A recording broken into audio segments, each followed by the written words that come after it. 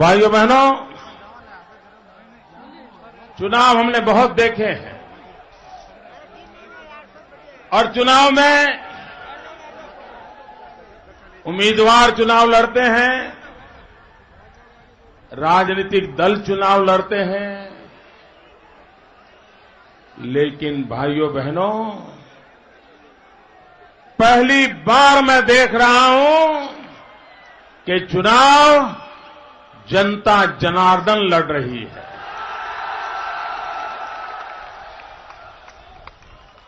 ऐसा लग रहा है कि जनता ने फैसला कर लिया है। और जो मैं हवा का रुख देख रहा हूं, ये हवा का रुख सिर्फ राजस्थान तक नहीं, पूरे हिंदुस्तान में फैला हुआ है। और भाइयों बहनों, 8 दिसंबर को राजस्थान भी जीतेंगे और हिंदुस्तान भी जीतेंगे।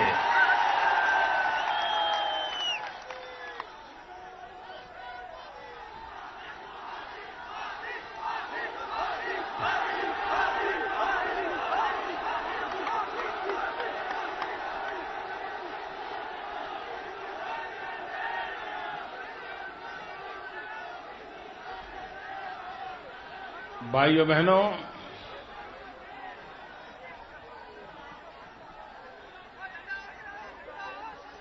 मैडम सोनिया जी झंडो हटा दे, झंडो हटा दे। यहां आई थी राजस्थान में और उन्होंने कहा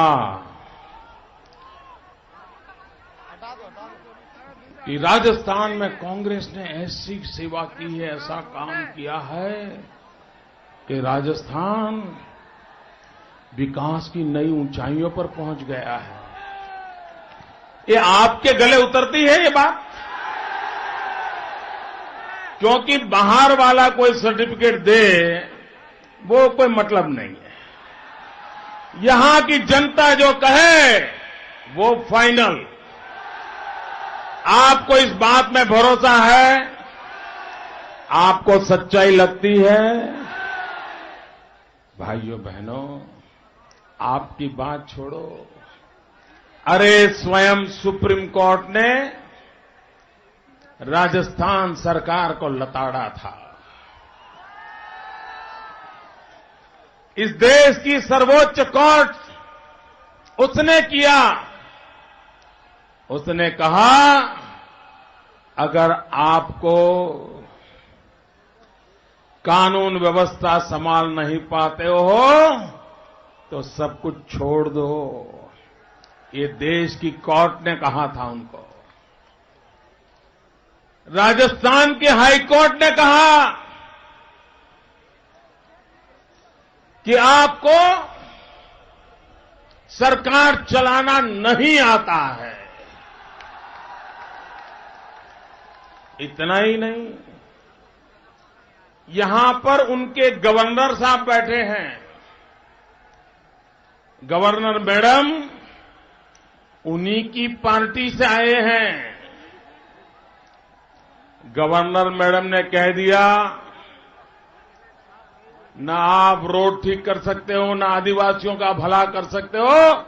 अगर आपको काम करना नहीं आता है तो काम मुझे सौंप दो, मैं करके दिखाऊंगी। सुप्रीम कोर्ट सरकार पे शक करे, हाई कोर्ट सरकार को लताड़े, आपके खुद के गवर्नर आपकी सरकार के प्रति नाराजगी व्यक्त करे और फिर भी मैडम कहती है यहां कुछ अच्छा हो रहा है। अच्छा मैडम, आप सुप्रीम कोर्ट को मानो या न मानो, हाई कोर्ट को मानो या न मानो, गवर्नर को मानो या न मानो, कम से कम शहजादे को तो मानो।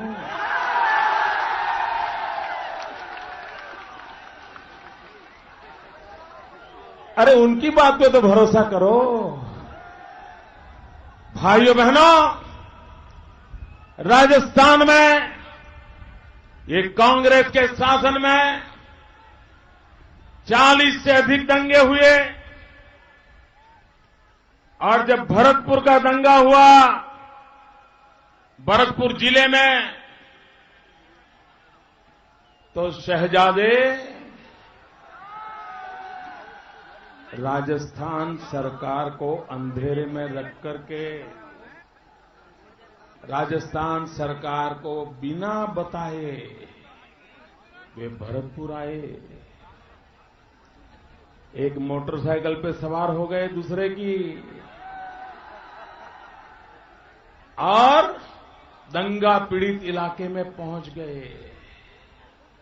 भाइयों बहनों, राजस्थान वालों को पता है ना मोटरसाइकिल कौन चला रहा था? मोटरसाइकिल कौन चला रहा था? उनकी इतिहास भूगोल पूरे राजस्थान को मालूम है ना? उनके काम और कारनामे सब पता है ना? वे मोटरसाइकिल चला रहे थे और मोटरसाइकिल कहां की थी? मोटरसाइकिल कहां की थी? कहां की? चोरी की। वाह, क्या सीन है। आप सोचिए, शहजादे एक हिस्ट्री सीटर के साथ तो मोटरसाइकिल पर सवार होने का तैयार है, लेकिन राजस्थान के मुख्यमंत्री के बगल में बैठने को तैयार नहीं है।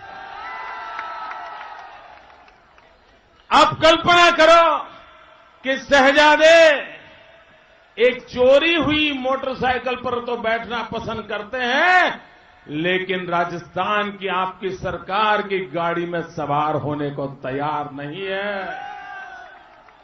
ये कैसा अविश्वास। भाइयों बहनों, जिस सरकार को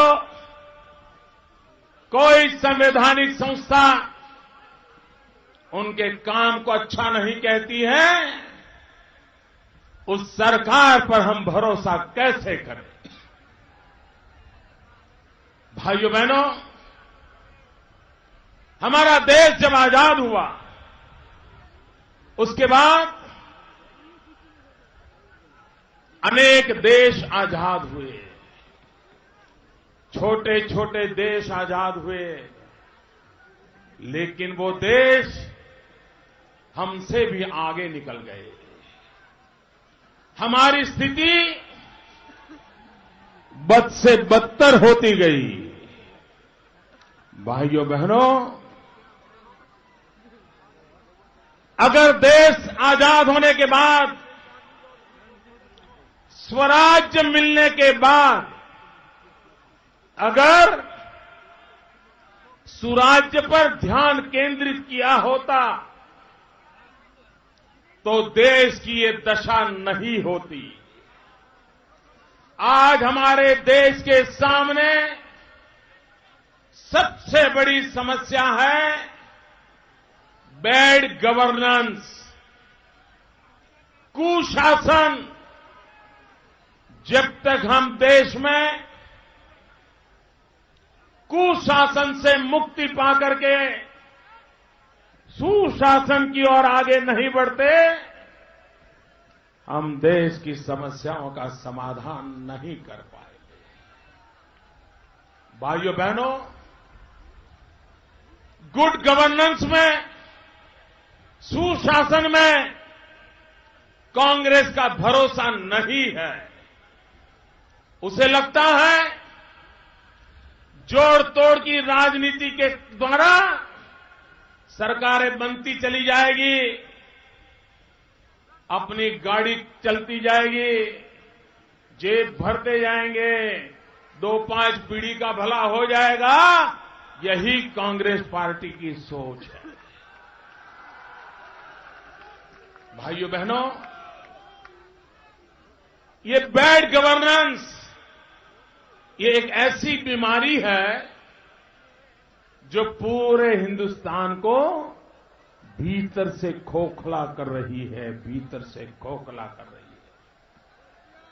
ये बैड गवर्नेंस एक ऐसी बीमारी है जो हिंदुस्तान के हर व्यक्ति के मन में निराशा का भाव पैदा करती है,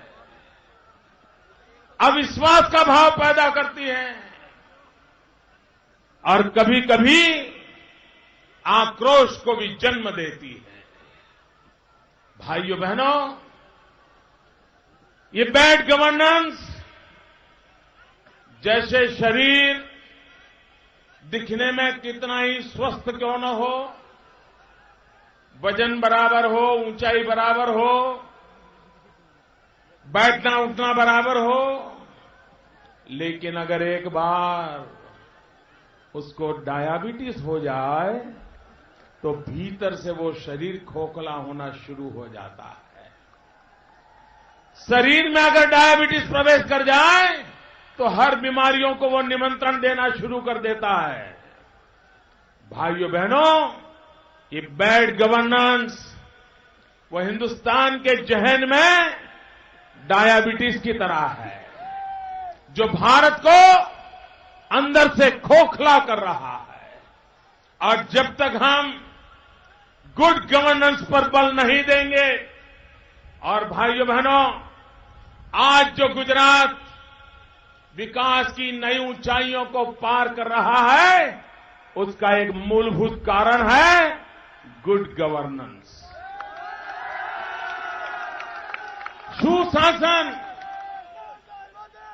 लोगों को अपने सवालों के जवाब मिलने चाहिए, लोगों की बातों की सुनवाई होनी चाहिए, समस्याओं का समाधान होना चाहिए। भाइयों बहनों, सरकार अमीरों के लिए नहीं होती है और न ही सरकार अमीरों के लिए होनी चाहिए। अगर अमीर बीमार होता है तो दुनिया के डॉक्टर उसके घर के दरवाजे खटखटाने लग जाते हैं, लेकिन अगर गरीब बीमार हो जाए तो उसके नसीब में सरकारी अस्पताल के सिवाय कोई चारा नहीं होता। अमीर के बेटे को पढ़ना है तो दुनिया से अच्छे अच्छे टीचर को वह हायर करके घर में रख सकता है। गरीब के बच्चे को पढ़ना है तो सरकारी स्कूल के बिना कोई उसके नसीब में नहीं होता। भाइयों बहनों, सरकार गरीब के लिए होनी चाहिए। अगर इनके दिलो दिमाग में गरीब के प्रति थोड़ा सा भी लगाव होता तो राजस्थान की सरकारी स्कूलों में 1 लाख से ज्यादा टीचर की जगह खाली नहीं होती। भाइयों बहनों, मुझे बताइए, क्या राजस्थान के नौजवान टीचर बनने भी योग्य नहीं है क्या? क्या आप टीचर बन सकते हैं कि नहीं बन सकते? बच्चों को पढ़ा सकते हैं कि नहीं पढ़ा सकते? ये राजस्थान की सरकार को आप पर भरोसा नहीं है। 1 लाख से अधिक टीचर की जहां जगह खाली हो, जहां बच्चों के लिए शिक्षा की चिंता न हो, वो आने वाले कल के राजस्थान की चिंता कैसे कर सकते हैं? भाइयों बहनों, भ्रष्टाचार किस हद तक आगे बढ़ा है? बैड गवर्नेंस के नमूने देखिए। भ्रष्टाचार के लिए वो खुला मैदान छोड़ देता है। हमारे देश के किसानों ने, राजस्थान हो, हरियाणा हो, पंजाब हो, उत्तर प्रदेश हो, ये हमारे किसानों ने मेहनत करके गेहूं का उत्पादन किया, पसीना बहाया, दिन रात खेतों में जुटे रहे, गेहूं पैदा करके अन्न के भंडार भर दिए। लेकिन ये बैड गवर्नेंस देखिए सरकार का। किसान तो गेहूं पैदा करता है, इनके पास गेहूं रखने की जगह नहीं है, जगह नहीं है। खुले में रख देते हैं, रेलवे प्लेटफॉर्म पे रख देते हैं, भीगते हैं, सड़ते हैं। जब भारत की सुप्रीम कोर्ट के अंदर एक पीआईएल हुआ, सुप्रीम कोर्ट ने हिंदुस्तान सरकार को कहा ये गेहूं गरीबों को बांट दो। भाइयों बहनों, ये काम करने जैसा था कि नहीं? ये सुप्रीम कोर्ट की बात माननी चाहिए थी। माना? नहीं माना। क्या किया मालूम है? उन्होंने गेहूं को सड़ने दिया, भीगने दिया और बाद में लाखों टन गेहूं शराब बनाने वालों को 80 पैसों में बेच दिए इन्होंने। भाइयों बहनों, ये मेरे किसान के साथ अपमानजनक व्यवहार है कि नहीं? किसान गेहूं पैदा करता है गरीब का पेट भरने के लिए, और ये बैड गवर्नेंस वाली सरकारें, ये कांग्रेस पार्टी शराब की बोतल भरने के लिए उस गेहूं का उपयोग करती है। आप मुझे बताइए, गेहूं से गरीब का पेट भरना चाहिए कि शराब की बोतल भरनी चाहिए? आप मुझे बताइए। जिन लोगों को गरीब के पेट से ज्यादा शराब की बोतल महत्वपूर्ण है, वो गरीब का भला कर सकते हैं? कभी नहीं कर सकते। भाइयों बहनों, इनके बैड गवर्नेंस का हो, इनका करप्शन का हो, गुजरात और राजस्थान दोनों की सरहदें सटी हुई है, और गुजरात और राजस्थान के बीच में 4 चेक पोस्ट है। बड़ा इंटरेस्टिंग बात बताता हूं भैया। 4 चेक पोस्ट है। जो व्हीकल उस रास्ते से जाता है उसको चेक पोस्ट से जाना होता है। इधर गुजरात का चेक पोस्ट है, 1 किलोमीटर दूर राजस्थान का चेक पोस्ट है। जो व्हीकल गुजरात के चेक पोस्ट पर आता है, वही व्हीकल राजस्थान के चेक पोस्ट पर आता है। जितना टोकन पैसा वो गुजरात के चेक पोस्ट को देता है, उतना ही वो राजस्थान को देता है। एक ही रास्ते पर इधर उनका चेक पोस्ट है, इधर हमारा चेक पोस्ट है। भाइयों बहनों, इनका कमाल देखिए। आपको पता चलेगा ये कैसे सरकार चलाते हैं। इन 4 चेक पोस्ट पर समान दर होने के बावजूद भी, समान व्हीकल आते हैं उसके बावजूद भी, राजस्थान के चेक पोस्ट की इनकम है 532 करोड़ रुपया, और उसी चेक पोस्ट पर गुजरात की इनकम है 1300 करोड़ रुपया। बताओ भाई, क्या कारण? ये कहां गए पैसे? ये पैसे कहां गए? ये ऐसी सरकार कैसी चला रहे हो? भाइयों बहनों,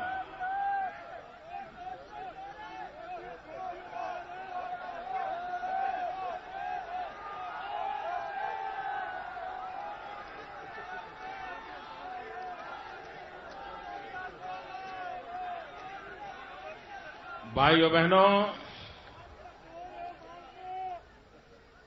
गुजरात के अंदर जब मैं पहली बार मुख्यमंत्री बना, दिल्ली में बैठे हुए कांग्रेस के बड़े बड़े विद्वान पत्रकार परिषद करके दिन रात गुजरात को गाली देते रहते हैं। ये दिल्ली के मेहरबानों, जरा कान खोल करके सुन लो। ये चुनाव राजस्थान का है, ये चुनाव छत्तीसगढ़, मध्य प्रदेश, दिल्ली का है। गुजरात का चुनाव तो पिछले दिसंबर में हो गया।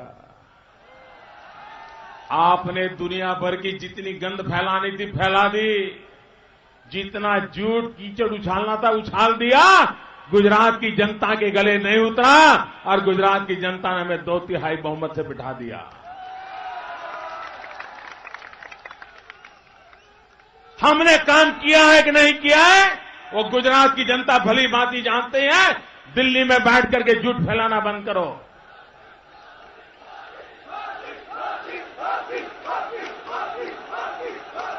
भाइयों बहनों, जब मैं गुजरात में पहली बार मुख्यमंत्री बना तो लोग मुझे मिलने आते थे और लोग मुझे कहते थे कि मोदी जी बाकी सब तो ठीक, आप नए नए मुख्यमंत्री बने हो, कम से कम शाम को भोजन करते समय तो बिजली दो। गुजरात के अंदर 2001-2 में शाम को खाना खाते समय बिजली नहीं मिलते थे।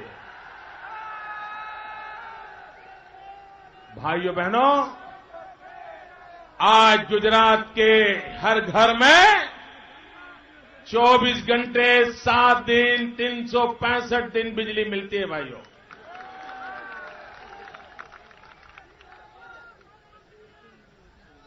कांग्रेस की जहां सरकारें हैं वहां बिजली जाती है, एक खबर नहीं है, बिजली आती है ये खबर होती है। लोग बाजार में इकट्ठे होते हैं, ट्रेन में बस में सफर करते हैं तो चर्चा करते हैं कि तेरे यहां आई थी, तो वो कहता नहीं यार पिछले हफ्ते तो नहीं आई, तो वो कहता है मेरे यहां मंगल को आई थी। बोले भाइयों बहनों, यहां बिजली आनी ये भी खबर हुआ करती है। जहां बिजली आना ये भी खबर हुआ करती है। भाइयों बहनों, ये लोग, भाइयों बहनों, ये कभी भी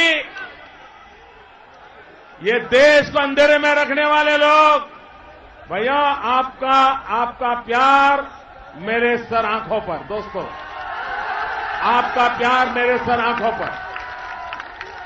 भाइयों बहनों, मैं आपको बताना चाहता हूं, भाइयों बहनों, भैया वहां हो गया, आपका प्यार मुझे मंजूर है, मान लिया भाइयों। भाइयों बहनों, वो नौजवान, ये किसी का पोषण मत उतारो नीचे, ये शोभा नहीं देता आपको। कौन हो आप लोग? नीचे उतरो। गलती आप करोगे सर हमारा फट जाता है।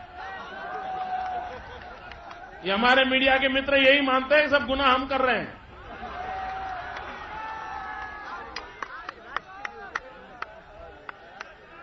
भाइयों बहनों, देखिए लोकतंत्र की ताकत इसमें है कि हमारे विपरीत विचारों का भी हम आदर करें, सम्मान करें। इसके बिना लोकतंत्र नहीं चलता है। हमारे खिलाफ कितनी आवाज क्यों न उठती हो, सीना तान कर उसको जेलते कि नहीं जेलते भाइयों? 12 साल से जेल रहे कि नहीं जेल रहे? कभी जुबान तक खोली है? यही तो लोकतंत्र का सौंदर्य है, लोकतंत्र की यही ताकत है। लोकतंत्र में हमारी जितनी ज्यादा आलोचना होगी उतने ही हम ज्यादा तप करके बाहर निकलेंगे दोस्तों। और इसलिए भाइयों बहनों, यह देश ये कैसी सरकारें चलाते हैं देखिए। एक तरफ लोग बिजली का संकट झेल रहे हैं और दूसरी तरफ 20,000 मेगावाट बिजली पैदा करने वाले कारखाने बंद पड़े हैं। नौजवान बेरोजगार हैं, कारखाना है, चालू करते ही बिजली मिल सकती है, 20,000 मेगावाट बिजली मिल सकती है। लेकिन ये कमाल का देश देखो, कमाल की सरकार देखो कि वे बिजली के कारखानों को ताले लगाते हैं और लोगों को अंधेरे में रखते हैं। क्या कारण है? इसका कारण है भाइयों बहनों, दिल्ली सरकार को लकवा मार गया है, लकवा।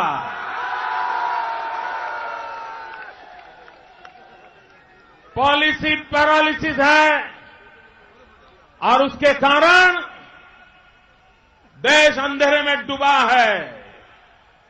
भाइयों बहनों, आप में से कोई है जिसके घर में कोयला ताले में रखते हो? बहने, कोयला कभी ताले में रखते हो? भाई, कोयला ताले में रखते हो? कोयला तो घर के बाहर होता है ना? होता है कि नहीं होता है? आप मुझे बताइए, कोई गरीब आदमी भी, कोई भिखारी भी घर के आगे से निकलेगा, कोयले को हाथ लगाएगा? कोई कोयले की चोरी करेगा? ये दिल्ली सरकार कोयला खा रही है।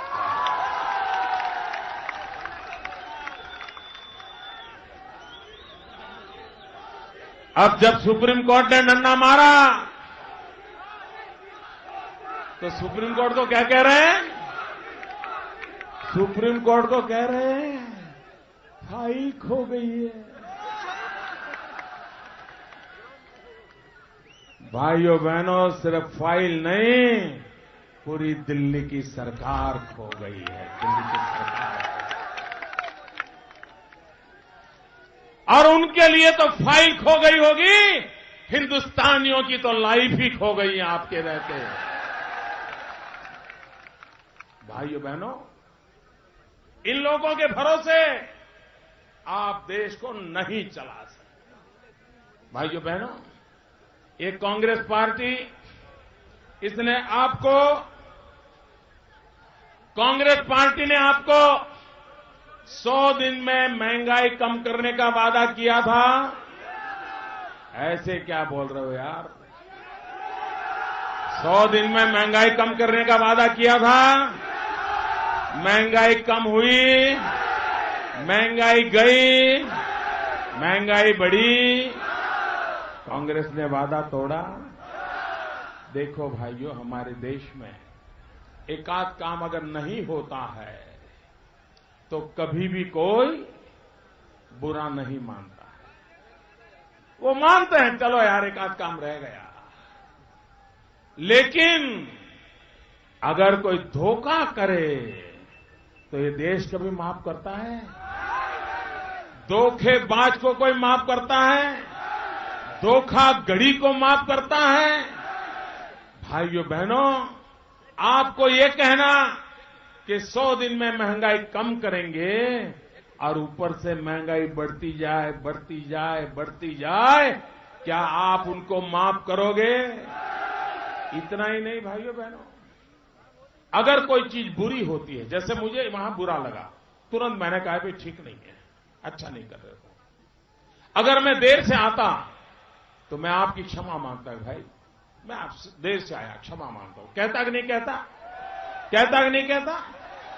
मुझे जो समय बताया था उस समय पर मैं ठीक आ गया। भाइयों बहनों, ये कांग्रेस पार्टी देखिए, ये बहुत गंभीर बात है मित्रों, समझने की बात है। एक कांग्रेस पार्टी देखिए दोस्तों, यहां मैडम सोनिया जी आई थी राजस्थान में, मैडम सोनिया जी आई थी, शहजादे आए थे, प्रधानमंत्री आए थे, तीनों उनके दिग्गज नेता आए थे। यहां के मुख्यमंत्री घूमते रहते हैं, इन दिनों जरा चिंता में है, बात अलग है, लेकिन घूमते रहते हैं।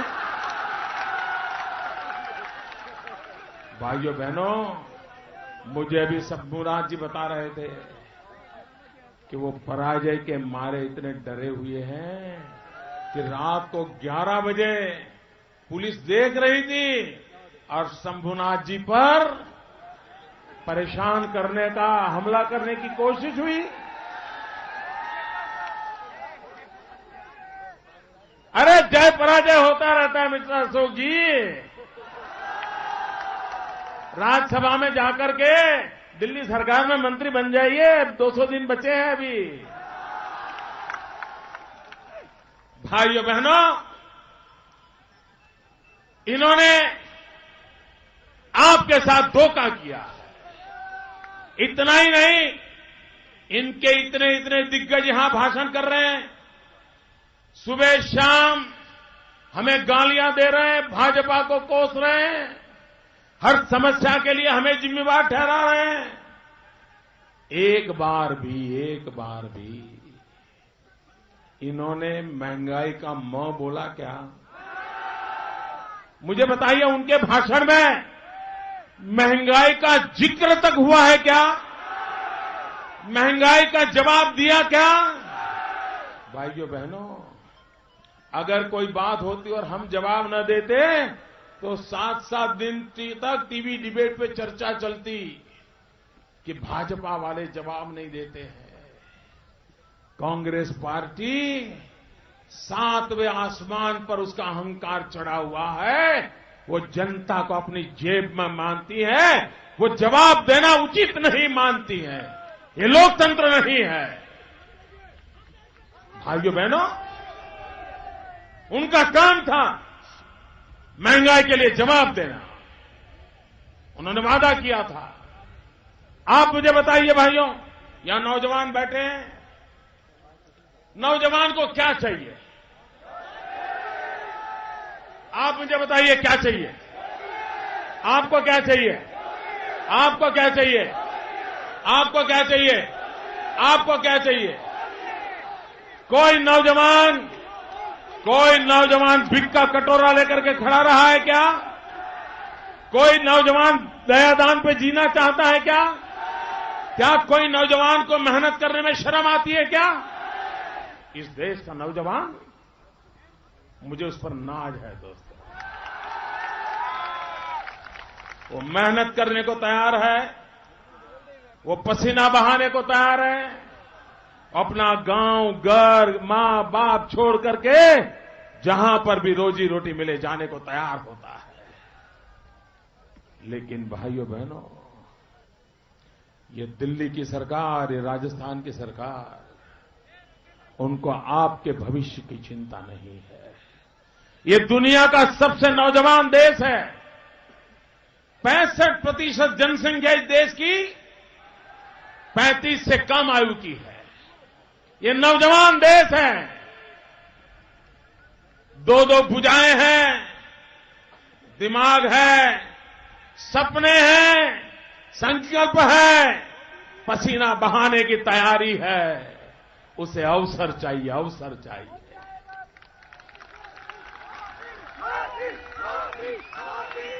लेकिन भाइयों बहनों,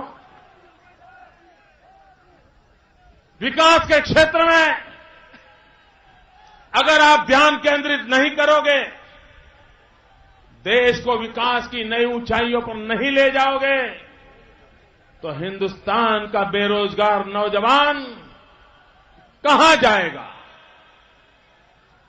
किसके भरोसे जिंदगी काटेगा? लेकिन कांग्रेस की सरकार को एक रत्ती भर भाइयों, इनको इसकी चिंता नहीं है। भाइयों बहनों,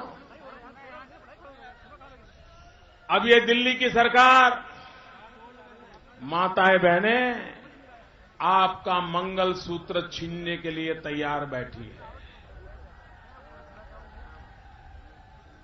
ये गरीबी के लिए, महंगाई के लिए ये दिल्ली के नेता कैसी भाषा बोलते हैं। हमारे देश के वित्त मंत्री ने यह कहा कि आर्थिक संकट इसलिए पैदा हुआ है कि लोग सोना खरीदते हैं। बताइए, आपके गले उतरता है भाई? आज देखिए, अभी हमारे देश के वित्त मंत्री ने एक बयान दे दिया। उन्होंने कहा कि रुपये की कीमत के संबंध में मोदी जी सही बात नहीं बता रहे हैं। श्रीमान चिदंबरम जी, हम तो आपके जितने विद्वान नहीं हैं। हम तो चाय बेचते बेचते यहां आए हैं।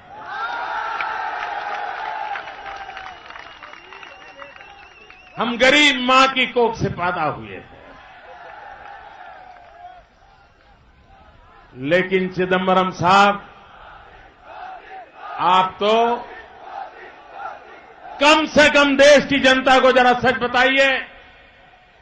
भाइयों बहनों, जब अटल बिहारी वाजपेयी ने सरकार छोड़ी तब पोखरण का अणु धमाका हुआ था, पोखरण विस्फोट किया था।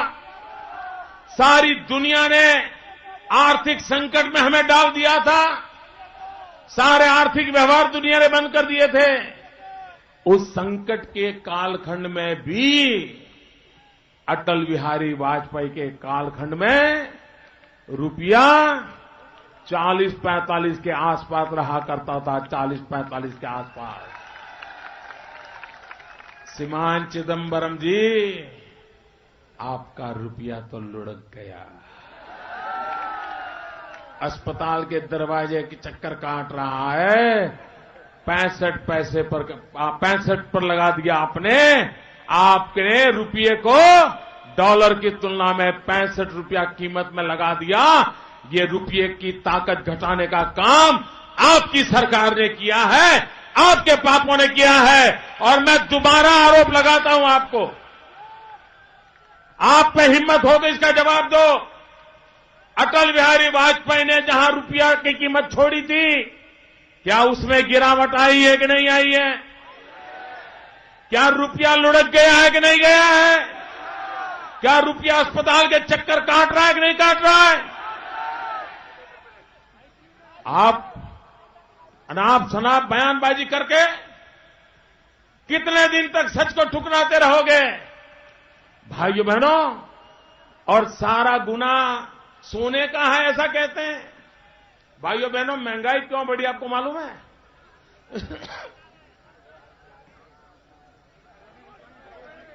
महंगाई क्यों बढ़ी भाई?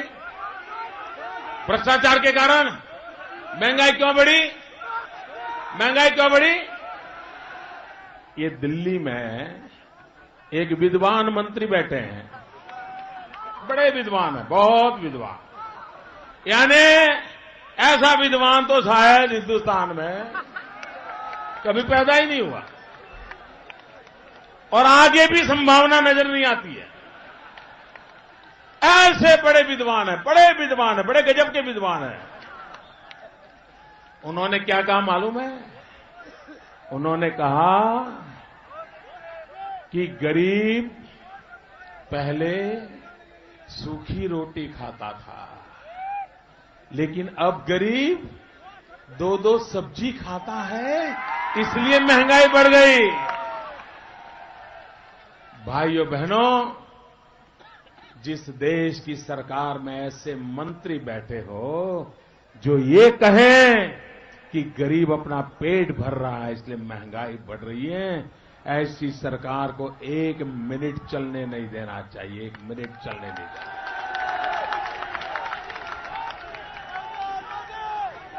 आप मुझे बताइए भाई, क्या गरीब को सब्जी खाने का हक नहीं है?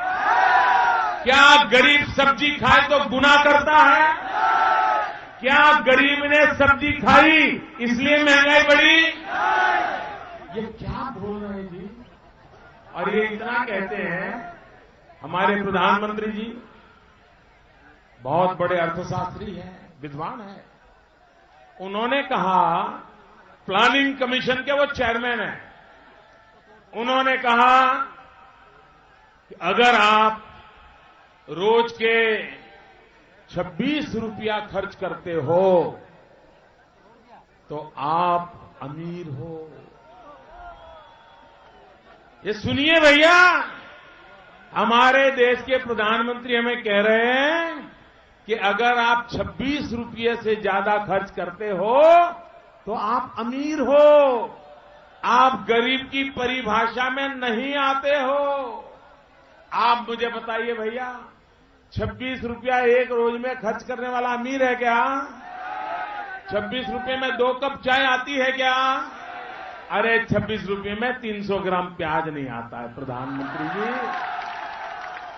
26 रुपये में 300 ग्राम प्याज नहीं आता है और आपकी सरकार कहती है कि 26 रुपया खर्च कर सकने वाला व्यक्ति गरीब नहीं हो सकता है। जिनकी यही इनकी सोच है भाइयों, वे कभी भी देश का भला नहीं कर सकते। भाइयों बहनों, अभी रिजर्व बैंक ऑफ इंडिया ने ये राजस्थान की सरकार को लताड़ा है, क्योंकि अकेले यहां के विद्युत बोर्ड का कर्ज 60,000 करोड़ से ज्यादा हो गया है। महंगी बिजली खरीद करने के कारण आरबीआई ने कहा है कि 1 साल के बाद आप राजस्थान में अंधारपट ले आओगे। ये दुर्दशा आपने करके रखी है। भाइयों बहनों, अगर राजस्थान को बचाना है तो भाजपा को लाना है। भाइयों बहनों, हमारे कांग्रेस के पार्टी के लोग कांग्रेस ये तोड़ने की राजनीति में माहिर है। ये कांग्रेस पार्टी तोड़ो और राज करो के मंत्र को लेकर काम कर रही है। हमारी पार्टी जोड़ो और विकास करो इस मंत्र को लेकर के चल रही है। भाइयों बहनों, सांप्रदायिक दंगे कराने में कांग्रेस पार्टी पूरे हिंदुस्तान में बदनाम है। वो कांग्रेस पार्टी वोट बैंक की राजनीति करती है, न्यायिक अधिकारों को छीन लेने का काम करती है। और मैं कहना चाहता हूं, भारतीय जनता पार्टी के लिए सरकार का एक ही मजहब होता है। हमारे लिए सरकार का एक ही मजहब होता है और मजहब है इंडिया फर्स्ट, नेशन फर्स्ट, देश सबसे पहले। सरकार का एक ही धर्म ग्रंथ होता है और वो है हमारे देश का संविधान। सरकार की एक ही भक्ति होती है, राष्ट्रभक्ति। सरकार का एक ही कार्यशैली होती है, सबका साथ, सबका विकास। सरकार की एक ही शक्ति होती है, 125 करोड़ देशवासी। भाइयों बहनों, इस देश को एक रख करके, सबको साथ लेकर के 21वीं सदी हिंदुस्तान की सदी बने, इस मंत्र को चरितार्थ करने के लिए आज भारतीय जनता पार्टी आपके पास आई है। आज कसौटी राजस्थान की है, कल हिंदुस्तान की है। रास्ता राजस्थान दिखाएगा, रास्ता राजस्थान दिखाएगा।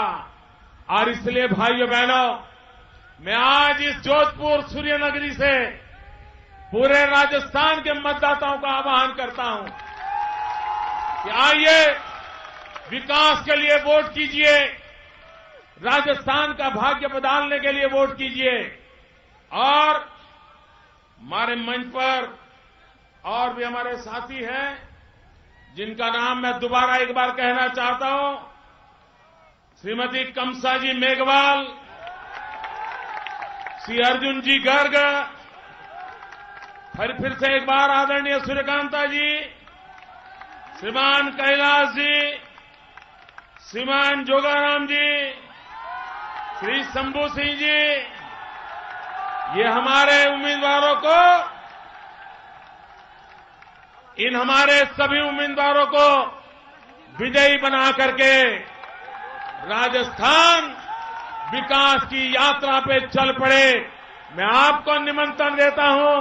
और फिर एक बार मैं आज राजस्थान के कोटि कोटि जनों का आभारी हूं।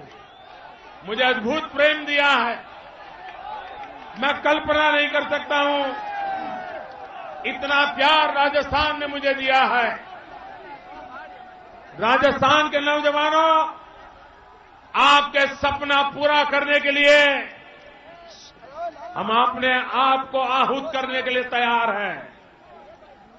आपकी आकांक्षाएं पूरी हो, उसके लिए भारतीय जनता पार्टी प्रतिबद्ध है। फिर एक बार मेरे साथ बोले, भारत माता की। दोनों मुट्ठी बंद करके पूरी ताकत से बोलिए, भारत माता की, भारत माता की। मैं कहूंगा पहले मतदान, आप बोलिए, फिर जलपान। पहले मतदान, पहले मतदान, पहले मतदान। भारत माता की। वंदे वंदे वंदे वंदे वंदे वंदे वंदे वंदे वंदे वंदे वंदे वंदे वंदे।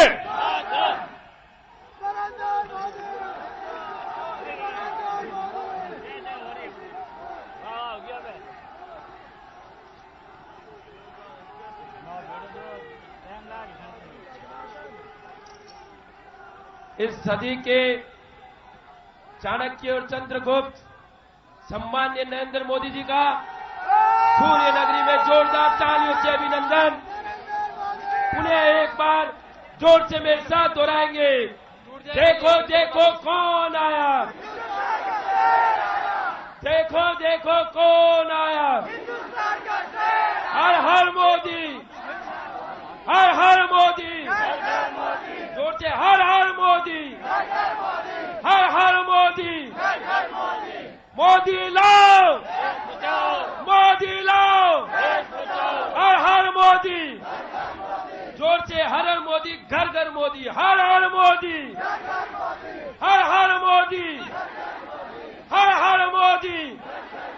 दोनों हाथ ऊपर करके नरेंद्र मोदी जी जब तक गुजरात पहुंचे, जब तक इनके कानों में एक आवाज आनी चाहिए, हर हर मोदी, हर हर मोदी, हर हर मोदी, हर हर मोदी, हर हर मोदी।